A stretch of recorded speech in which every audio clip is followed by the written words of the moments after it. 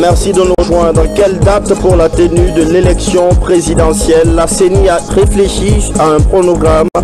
La loi indique que c'est fin 2015. La société OAS a réalisé un miracle sur la route du Niger. Le tronçon Constantin-Madina est prêt. L'ouvrage va être ouvert bientôt au trafic. Et puis la sécurité aéroportuaire menacée par les actes de certains riverains. C'est dans la cour de l'aéroport qu'ils déversent les ordures. Voilà pour les titres. Madame, Monsieur, bonsoir et bienvenue dans cette édition qu'on ouvre par ce message à départ adressé à son Excellence Monsieur John Dramani Mahama, président de la République du Ghana. Excellence Monsieur le Président et chers frères, à l'occasion de la célébration de la fête de l'indépendance de votre pays, il m'est particulièrement agréable de vous adresser au nom du peuple et du gouvernement guinéen mes très vives et chaleureuses félicitations. Le peuple frère ghanéen se souviendra une fois encore de ces braves dévanciers qui, au prix de leur vie, ont contribué de manière engagée à la lutte pour l'indépendance totale de leur pays. C'est aussi le moment pour moi de vous rassurer de mon entière disponibilité à œuvrer avec vous au renforcement des liens historiques d'amitié, de fraternité et de coopération existant si heureusement entre la République sœur du Ghana et la République de Guinée. Je vous prie d'agréer, Excellence Monsieur le Président et chers frères, l'expression renouvelée de ma très haute considération. Professeur Alpha Condé, Président de la République, chef de l'État. Ils ont décidé de donner une lecture claire de leurs travaux aux populations du pays profond. Inspiration, séduction, mais aussi volonté d'édifier le Guinéen lambda sur ce qui se passe à l'hémicycle. Certains de nos honorables députés sont en tournée en province. Étape Guékédou pour le président de l'institution. Claude Kori Kondiano parle de la culture de la paix. Robert Sidi Tolno, Mohamed Soumar. Cette visite chez le père de la première dame, El Haj Karamodian Kaba Wende Kendema, est la première activité du président de l'Assemblée nationale à Guékédou. De là, la délégation parlementaire s'est rendue à Guékédouville. Comme partout ailleurs dans son intervention, le président s'est appesanti sur la consolidation de l'unité nationale et la lutte contre Ebola. Aujourd'hui, on a reçu des cas d'Ebola à Guékédou. La maladie est apparemment mais je voudrais vous demander d'être très vigilant. Ayez confiance à la médecine moderne pour, n'est-ce pas, la prise en charge. Parce que si vous baissez les bras, vous risquez d'être surpris. Cette marque de solidarité soulage les populations qui, à travers cette mobilisation, ont exprimé quelques besoins. Parmi ces besoins, nous avons retenu le dépannage nécessaire de la radio rurale, la construction du micro-barrage de Kenon, l'augmentation du kilométrage des rues à Guékédou. La ville de Guékédou manque encore d'infrastructures de base adéquates. L'apport de l'Assemblée nationale est donc sollicité pour son épanouissement. Les mêmes audiences publiques, cette fois-ci à Kankan, des députés expliquent leur obligation de rendre des comptes aux citoyens. Une première partie d'explication sur la portée des lois que l'Assemblée nationale a adoptées depuis son installation. On fait le point de l'étape de la ville de Kankan qui va accueillir le prochain 2 octobre avec Bernard Tanguidon.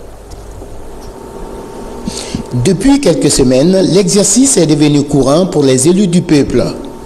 Présenter le bilan de l'hémicycle après 12 mois de travail. Dans la ville de Kankan, l'audience publique parlementaire se tient en présence des représentants de toutes les structures régionales. Au cœur des échanges entre députés et populations, la portée des décisions adoptées lors de la session des lois et de la session budgétaire. Le travail de l'Assemblée, c'est un travail assez complexe. Il faut y être pour comprendre, parce que les 114 députés sont répartis au sein des commissions de travail. Et c'est dans les commissions de travail que se fait le travail du député.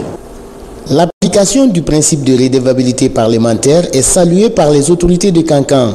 Pour elles, la concertation entre électeurs et élus permet à l'Assemblée de prendre en compte les préoccupations du peuple. Avec ce genre de rencontre, vous saurez ce que vont jouer les députés.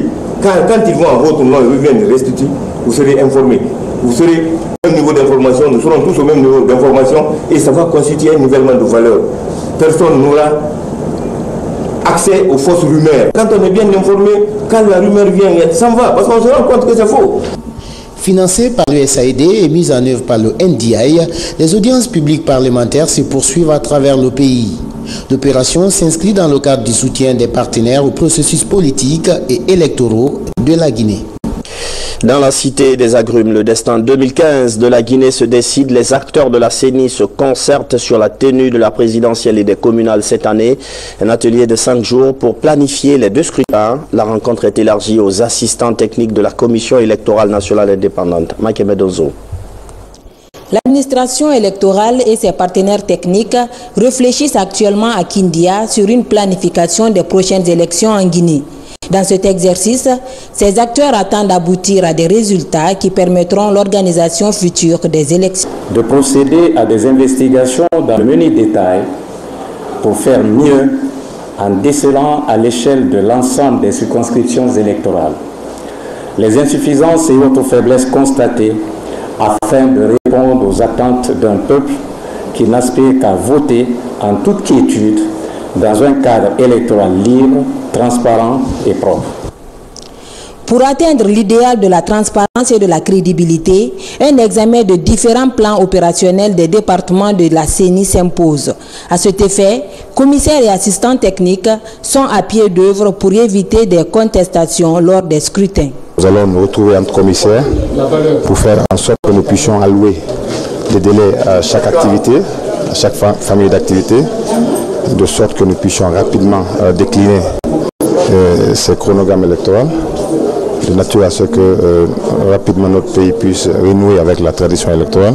Nous aurons 5 groupes thématiques. Un groupe thématique qui va traiter la communication, la sensibilisation et la transparence des élections. Un autre groupe qui va traiter de la formation et du cadre juridique des élections. Il y aura un 3e groupe aussi qui va traiter des opérations et des démembrements. Un 4e groupe qui va traiter le fichier électoral. Et un autre groupe qui va traiter sur la synthèse des budgets. C'est dire que dans les jours à venir, les résultats obtenus par chaque département vont être compilés et présentés aux acteurs politiques, à la société civile et aux institutions partenaires. Direction la sous-préfecture de Koundian, dans Mandiana, c'est là qu'évolue la société minière Wiga Mining. Pas de permis d'exploitation pour l'instant, mais une phase d'étude très avancée. Le ministre d'État, ministre des Mines, a visité les installations de ce groupe et constaté ses bons rapports avec les populations locales. Explication, Moussa Komara. Mobilisation spontanée à la rentrée du district de Kodjaran, sous-préfecture de Koundian, préfecture Mandiana. C'est pour accueillir le projet de la mine d'or de Kourouninkoum, projet de tous les espoirs qui sera réalisé par la société Wiga Mining en prospection depuis 7 ans.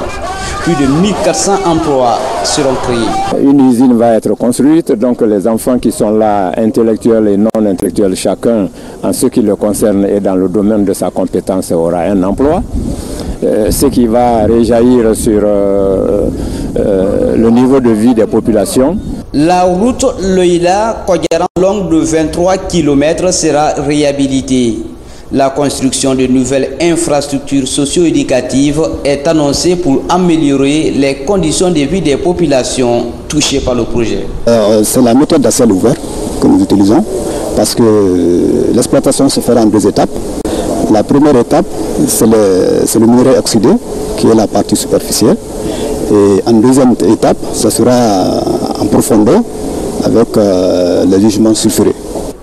Le projet suscite un enthousiasme auprès des populations qui aspirent à un lendemain meilleur. Le début de l'exploitation est prévu cette année. Le professeur Fakonde m'a envoyé vous dire que très bientôt, le décret sera signé qui va autoriser la compagnie à commencer son exploitation. Vous attendez beaucoup du projet, mais il faut aussi savoir que vous avez des obligations vis-à-vis du projet. Une réunion rapide avec l'équipe du projet et on a insisté sur la nécessité que le projet remplisse ses responsabilités sociales vis-à-vis des populations. Mandiana est l'une des préfectures les plus pauvres. Les jours à venir, elle pourrait disposer de la première mine d'or industrielle de son histoire après plusieurs décennies de prospection sans succès. Puisqu'on parle aussi de réhabilitation de route dans le reportage que vous venez de suivre, il faut préciser que la route Constantin-Madina-Marché côté Niger va être livrée très bientôt. Le niveau d'avancement de l'ouvrage est satisfaisant. En fait, on est entré dans les travaux de finition. C'est le constat fait par le ministre en charge des travaux publics. Compte rendu et ainsi là. Situé entre le carrefour Constantin et le marché de Madina, c'est une partie importante de la voirie urbaine de Conakry qui est reconstruite. Aujourd'hui, les travaux de finition consistent à ouvrir les canaux d'évacuation des eaux usées et de ruissellement. Des travaux. Ce qui se pose, il y a ce problème d'assainissement qui se pose du côté nord. Mais il y a un ouvrage qui est là, qui doit être curé, qui doit être réhabilité. Mais le problème fondamentalement à Madina, ça je m'excuse du mot, c'est l'indiscipline des occupants. La société elle est faite pour rouler, elle n'est pas faite pour le commerce. Donc je ne manquerai pas d'écrire au ministre de l'administration du territoire et au gouverneur de la ville de Conakry, attirer leur attention. Et surtout à l'administrateur du plus grand marché de la Guinée qui est le marché de Madina, afin que les tickets ne soient pas délivrés aux gens pour occuper les sociétés. Le ministre des Travaux publics a bouclé cette visite par le chantier en cours de réalisation à la SIG Madina. Le ministre là aussi a déploré certains comportements des riverains. La fin de tous ces travaux va donner un ouf de soulagement aux usagers de la route. Des voix qui s'élèvent contre la gestion des corps de certaines victimes d'Ebola. Des responsables religieux procéderaient actuellement en catimini à des enterrements nocturnes non sécurisés. Pourquoi cet entêtement? Comment faire admettre aux imams qu'Ebola tue? Mikini Moussa Kamara, Moussa Bangora. Le secrétaire général aux affaires religieuses intensifie la campagne de sensibilisation sur la lutte contre les enterrements non sécurisés dans la préfecture de Koya, Forkaria et Dubreka, des localités affectées par le virus Ebola. Elhaj Aboulaye Gassi a invité les imams et leaders religieux à l'arrêt de cette pratique néfaste. La démarche vise à rompre rapidement la chaîne de propagation du virus Ebola. Ils ont accepté de vérifier tout corps qui est là. On regarde si le décès a été causé par Ebola. Ça aussi, ça a été beaucoup compris par les imams. Nous pensons que tout va très bien. Zéro Ebola là, dans 60 jours, ça respecte des jours. Nous pensons Inch'Allah d'ici la fin de ce mois de mars là, on va dire au revoir à Ebola. L'ambassadeur des États-Unis d'Amérique était parmi les imams de Forkaria. Sa préoccupation majeure est de vaincre le virus Ebola en Guinée. Aujourd'hui, à Forkaria, avec notre collègue imam et docteur Lamine et le secrétaire général des affaires religieuses du ministère pour discuter la question d'Ebola et pour lutter contre la réticence communautaire et pour utiliser la bonne volonté des imams de convaincre les gens de laisser que les experts médicaux fassent leur travail. Parce qu'il y avait un bon progrès à Forkaria les dernières 3 semaines ou 4 semaines. Mais il reste encore travail à faire. Il faut convaincre les gens de ne cacher pas les malades, d'envoyer les malades immédiatement à l'hôpital et de faire l'enterrement sécurisé. Toutes les dispositions sont prises au niveau du secrétariat général des affaires religieuses pour inciter, si vous voulez même dissuader leurs différents responsables de s'éloigner des enterrements non sécurisés. Et je crois que la leçon est bien assimilée. Avec l'implication des leaders religieux, la victoire contre Ebola n'est pas loin. En parlant d'Ebola, les premières doses du vaccin contre cette épidémie seront administrées demain samedi. Premier bénéficiaire, le personnel de la santé et les personnes contact d'Ebola. Le Favipiravir a déjà fait ses preuves ailleurs, comme l'explique la directrice générale adjointe de l'Organisation mondiale de la santé. Suivez. Déjà, plusieurs centaines de personnes ont été immunisées avec ce vaccin. On va commencer demain à immuniser les travailleurs de première ligne. Il y en a beaucoup qui sont morts, donc c'est juste de leur donner la première occasion d'être vaccinés avec ce vaccin. Il y a eu de la négligence dans l'apport de soins d'urgence à une femme enceinte. Finalement, elle est décédée au cours de cet accouchement, faute d'assistance, mais l'acte n'est pas passé inaperçu. Tout le monde en parle. Le ministre de la Santé est lui aussi indigné par l'affaire. Il a annoncé les premières sanctions, des cas de suspension. Toute la question, c'est est-ce que cela suffit? Sorudé Kera. Maternité de l'hôpital national d'Onka que Salematou Kamara, 37 ans, a rendu l'âme lors d'un accouchement non assisté. Avant d'arriver à l'hôpital d'Onka, elle a transité par le service de maternité de l'hôpital Ignasdine sans bénéficier des soins urgents que nécessitait son état. Face à cet acte qualifié de crime professionnel, le chef du département rencontre les employés des deux maternités. Il s'agit de leur rappeler le serment d'Hippocrate, mais aussi dévoiler les sanctions disciplinaires prévues contre les fauteurs. Il ne veut pas dire seulement que les intéressés vont se coucher chez eux. Non. Ils ne percevront pas leur salaire. Et il y a d'autres mesures qui s'en suivent. Parce qu'il y a les mesures judiciaires. Ça, ce n'est pas nous qui gérons. C'est la justice qui va gérer cela. Mais sur le plan administratif, ce sont ces mesures qu'on a prises. Il y a également les chefs de service qui ont perdu leur poste. Et je prête mes condoléances à toutes les femmes du pays, à toutes les mères. Je prête toutes mes condoléances également à l'époux. Selon le niveau de responsabilité dans l'affaire, les sanctions varient de l'avertissement à la radiation définitive. Les équipes de garde des deux maternités sont suspendues pour 3 mois avec engagement des procédures disciplinaires. Une stagiaire de la maternité de Donka est radiée et interdite de pratique dans toutes les structures publiques du pays. Les directeurs généraux des 2 hôpitaux nationaux et le chef de la maternité de Donka reçoivent un avertissement pour négligence dans le compte de la permanence des équipes de garde, tandis que le chef de service de la maternité de Ignasdine est démis de ses fonctions pour récidive. La différence de sanctions tient à 2 éléments majeurs.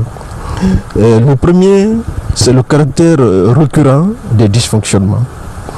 Et le deuxième élément, c'est la présence du chef de service au moment des faits.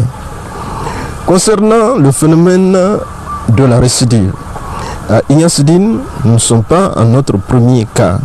Il y a déjà eu d'autres situations. Et nous avons des dossiers ouverts. Nous avions déjà 3 dossiers au niveau d'Ignasdine. Le 4e a été vraiment celui que nous avons considéré comme étant de trop. Le ministre de la Santé, accompagné de son homologue de l'action sociale, s'est rendu dans la famille de la victime, ici au quartier Boulbiné, dans la commune de Kaloum. La délégation vient présenter les condoléances du gouvernement à la famille éplorée, mais aussi la rassurer de toutes les dispositions prises pour éviter de tels actes dans le milieu médical guinéen. Justice, 3 notaires ont prêté serment ce vendredi. Bientôt leur baptême de feu sur de vrais dossiers. En tout cas, ils ont promis d'exercer correctement leur profession. Leur père de la Chambre nationale des notaires les accueille également avec des conseils. Kerno Younoussaba. Le notaire est un auxiliaire de justice. Il a compétence de recevoir ou rédiger un acte pour lui rendre authentique. La vente d'un bien immobilier, par exemple, relève des attributions du notaire. En Guinée, la liste des notaires s'agrandit avec l'intégration de Aïla Maba et 2 autres au sein de la corporation. Au terme de nombreuses années de stage, ces dames prêtent serment pour ainsi faire prévaloir leur profession réelle. De par les actes qu'il établit et les conseils qu'il prodigue, le notaire suit l'histoire des familles. Il est au cœur des événements majeurs de leur vie et apporte la sécurité dans les transactions qu'elles entreprennent. Ces récipiendaires sont désormais habilités à apporter une sécurité juridique aux nombreuses transactions liées au foncier et à l'immobilier. Je m'engage à exercer cette profession avec compétence dans le respect des principes essentiels régissant la profession notariale. C'est une noble profession. Les principes essentiels sont la probité, l'honneur, l'indépendance, la loyauté, la diligence, la prudence. Après la cérémonie de prestation de serment, les récipiendaires ont reçu leur diplôme d'aptitude à la profession notariale. Un code de bonne conduite à l'intention des forces de défense et de sécurité. Le document est un guide d'intégration sociale pour les hommes en tenue. Il permet surtout une cohabitation civilo-militaire en bonne intelligence. Adjudant Sekou Kamano de la presse militaire. La réforme du secteur de sécurité impose aux hommes en uniforme un comportement citoyen. Pour être en adéquation avec cette vision, un code de conduite est rédigé. Il définit les règles et principes devant refléter les attitudes des forces de défense et de sécurité dans une société démocratique. Conforme aux standards internationaux, à la fois de l'Organisation des Nations Unies, de l'Union africaine et de la CEDEAO, ce document met un accent particulier sur les devoirs de forces de défense envers l'État, les rapports entre les forces de défense et les forces de sécurité, ainsi que les relations entre les forces de défense et les populations civiles. C'est à la faveur de cette réforme que plusieurs textes législatifs et réglementaires ont été élaborés dans le but de mettre fin au dysfonctionnement, notamment à l'impunité au sein des forces de défense et de sécurité. Édité en 10 000 exemplaires pour ce départ, ce livre de poche se résume en 10 points. Il pose les jalons de l'édification d'une armée républicaine. Le présent code de conduite doit amener les forces de défense et de sécurité à faire une rupture avec le passé et à œuvrer pour la consolidation de la paix sociale dans le respect des droits de tous et de chacun. Qu'il me soit permis au nom de Monsieur le Président de la République, chef suprême des armées, son Excellence le professeur Alpha Condé, d'exprimer à tous, en particulier le Haut Commissariat aux droits de l'homme, tous mes remerciements et toute ma disponibilité à dynamiser notre collaboration. Ce code de conduite fera l'objet de vulgarisation dans toutes les unités des Conakry et de l'intérieur du pays. Électricité, des réflexions autour de la mise en œuvre du barrage Fomi. Les domaines agricoles de quelques riverains pourraient être affectés par le barrage. C'est ce que révèle une étude menée sur la sécurisation foncière. Les acteurs impliqués dans ce projet sortent d'une concertation. Ils recherchent la solution à ce problème. Nabi Kamara. Les acteurs impliqués dans la mise en œuvre du barrage de Fomi sont réunis à Conakry. Ils sont invités par le ministère de l'Énergie et de l'Hydraulique pour connaître les résultats de la réflexion menée par Global Water Initiative en Afrique de l'Ouest autour de comment réussir un barrage. Une réflexion qui a permis à cette institution régionale de comprendre que la prise en compte des terres agricoles dans la réalisation de cet ouvrage est d'une importance capitale. Il constitue la clé de voûte du recasement des populations affectées. La particularité de Fomi par rapport à d'autres barrages, c'est que d'abord il n'y a pas de grand périmètre d'irrigation à côté du barrage qui permet de donner des terres irriguées, des terres intensives à des populations délocalisées. À Fomi, on constate que la proposition sera de donner des terres pluviales de coteaux aux populations déplacées. Et pour cela, il faut trouver entre 18 000 et 20 000 hectares de coteaux non cultivés déjà, plutôt que de mettre les gens sur les périmètres irrigués intensifs, qui a été la solution dans d'autres pays. Il s'agit donc pour les acteurs principaux qui sont entre les ministères de l'Énergie et de l'Hydraulique, de l'Agriculture et celui de la Ville et de l'Aménagement du Territoire, de fixer une feuille de route consensuelle pour que les actions à mener soient comprises et acceptées par tous. Cette rencontre, donc, est l'occasion de valider la présente étude, mais aussi de formuler des recommandations qui devront permettre d'ébaucher une stratégie d'action pour réussir sur le long terme l'expropriation et la compensation des populations affectées à Fomi, mais également dans le cadre des autres projets de barrage en Guinée. Selon les experts, pour permettre la création d'un réservoir de 500 km² à Fomi, 48 000 personnes seront déplacées et 70 000 supplémentaires en tant que population d'accueil verront également leurs moyens de vie affectés. L'Institut supérieur agronomique et vétérinaire de Farana bénéficie de nouveaux équipements, un don d'une ONG américaine. Le ministre de l'Enseignement supérieur rentre de Farana où il est allé inaugurer les nouvelles installations. Le ministre Teliwel s'est fait accompagner sur cette mission par le conseiller du chef de l'État en charge des questions de l'éducation, Francis Collier. L'Institut supérieur agronomique et vétérinaire de Farana vient renforcer les capacités opérationnelles des étudiants ainsi que des encadreurs. La réalisation de ce projet a été rendue possible grâce au financement de l'USAID. Aujourd'hui, l'ISAB dispose d'un cyber, d'une station d'expérimentation agricole, d'une station agrométéorologique et de 2 salles de vidéoconférence. Une réelle satisfaction pour les bénéficiaires. Les équipements que nous avons reçus et toutes ces infrastructures auront un impact tout d'abord sur la formation des formateurs, sur la formation des étudiants, donc des apprenants, et ce sont des instruments qui vont renforcer la coopération. Par rapport aux étudiants, ils vont faire les travaux pratiques normalement, ils vont lier la théorie à la pratique, et c'est ce qui d'ailleurs nous manquait. Pour l'autorité de tutelle, ce genre de coopération en faveur du renforcement des capacités des institutions d'enseignement est encouragé. Je suis très heureux de constater que les programmes qui nous ont été exposés ici, les programmes de coopération avec la coopération américaine, avec l'USAID, avec Winrock International, que ces programmes ne se limitent pas à une vision locale, à une vision purement inscrite dans le territoire guinéen, mais embrassent déjà toute la sous-région. Ces équipements ont été offerts pour la mise en œuvre du programme d'amélioration de l'éducation et du marché agricole. La coopération avec l'USAID a aussi permis le financement des formations pour 5 enseignants, dont 3 au Burkina Faso. Ça frise le manque de citoyenneté. Le mot est peut-être faible. Que dire lorsque des citoyens prennent sur eux la responsabilité de jeter des ordures dans la cour de l'aéroport? Le phénomène inquiète le personnel aéroportuaire et pourrait poser à terme un réel problème de sécurité pour le trafic. Constat, Mahmoud Bari. Malgré les importants moyens déployés par le gouvernement pour la rénovation de l'aéroport international Conakry-Bessia, les populations riveraines continuent de déverser des ordures le long de la clôture. Ce sont ainsi plusieurs tonnes d'immondices qui sont entassées à l'intérieur de l'aéroport, ce qui du coup entraîne la présence des rapaces, des reptiles et même d'autres animaux carnivores.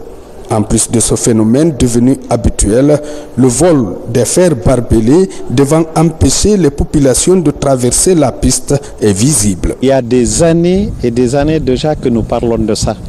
Nous avons même sensibilisé la commune de Matoto, les riverains, nous avons participé même à la campagne pour l'effectuation de la route de Bessia-Port pour qu'elle soit bitumée, pour les empêcher non seulement de traverser, mais de jeter les ordures, pour que les camions poubelles puissent aller vers chez eux pour récupérer les ordures.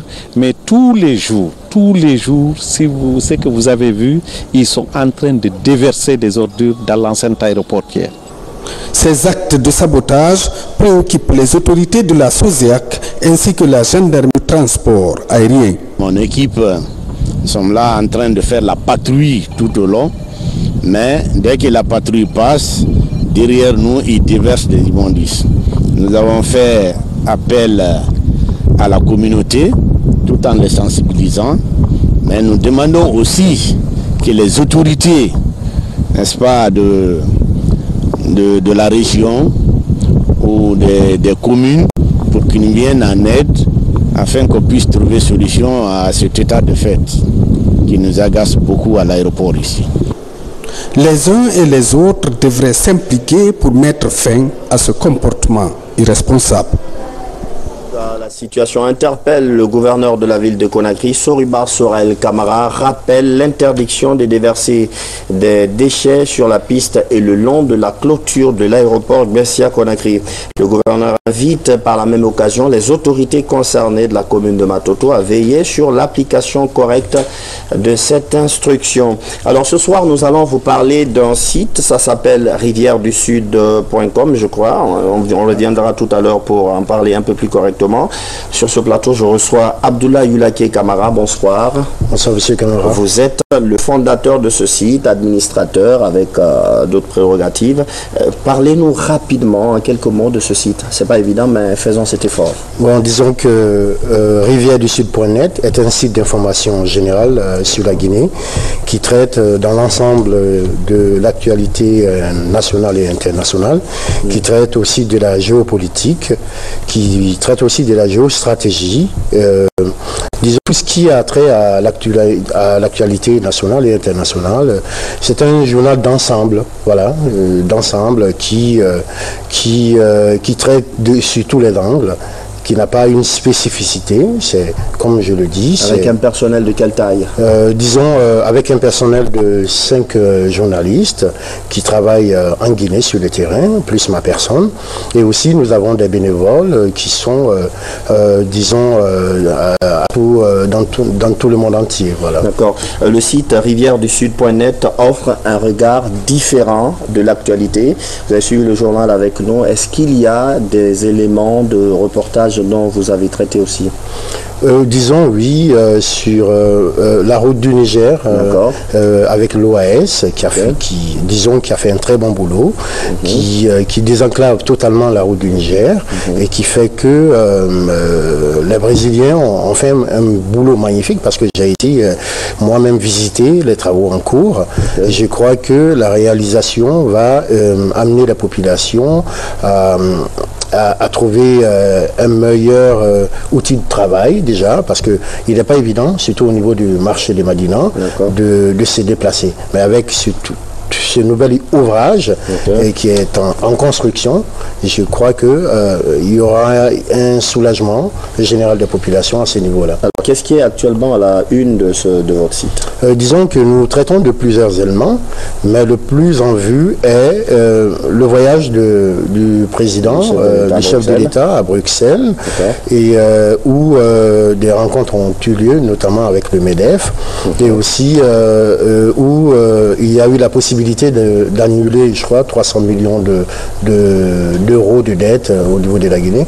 Vous savez, avec l'offensive Ebola, c'est-à-dire la réduction, la possibilité d'engranger assez d'argent pour que l'après Ebola soit, le pays ne rentre pas en récession. Donc voilà, on traite de tout ça, mais c'est spécifiquement sur le voyage du chef de l'État. Alors, monsieur Abdoulaye Youlaké Camara, il ne me reste plus qu'à vous remercier. Je rappelle que vous êtes le fondateur d'un site qui a été lancé il y a juste 4 mois. Oui, c'est bien ça. Et je remercie déjà la RTG pour cette opportunité qu'elle m'offre pour vulgariser et aussi faire la promotion du site web. Vous êtes nos confrères et c'est avec beaucoup de plaisir que nous vous rendons ce service. Alors, je précise que nous vous promettons de faire un tour sur ce site. C'est tout pour cette édition d'information. Merci à vous qui nous suivez à Kindia et partout en Guinée. Bonsoir.